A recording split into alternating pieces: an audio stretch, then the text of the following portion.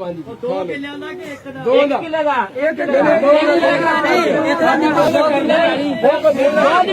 5 2 ਦਾ 1 ਲੱਖ 5 2 ਦਾ ਜੀ। ਹਾਂਜੀ ਲੂੜ ਹੋ ਗਿਆ ਜੀ। 1,50,000 ਰੁਪਇਆ 55 1 ਲੱਖ 50 ਰਹਿਮਦ ਦਾ 1 ਲੱਖ 55 60 हो गया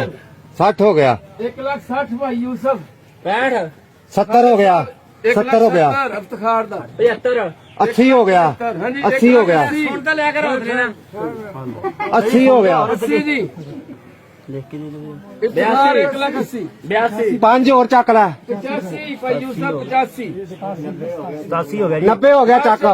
1 ਲੱਖ 90 ਜੀ 1 ਲੱਖ 90 ਦਾ 1 ਲੱਖ 2 हो गया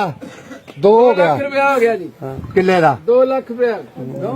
2 किले का 4 लाख बनेगा 2 का 4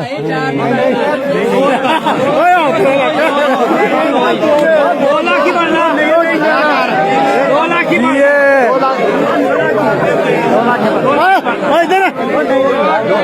2 लाख हो गया 2 किलियां का 1 साल वास्ते 2 लाख रुपए 5000 2 लाख 5 जी उत्ते कर 10 2 लाख 10 ਹੋਇਆ ਜੀ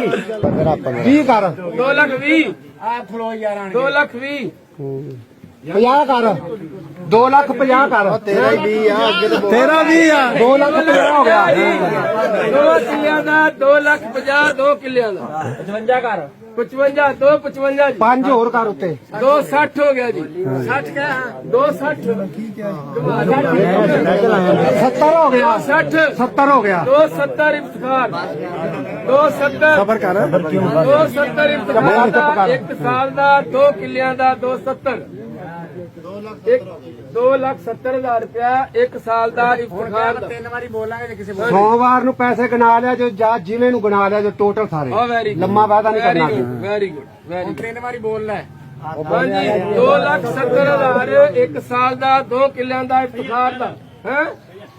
10 ਹੋਰ ਚੱਕ 2 ਲੱਖ 85,000 2 ਹੋਰ ਚੱਕ 87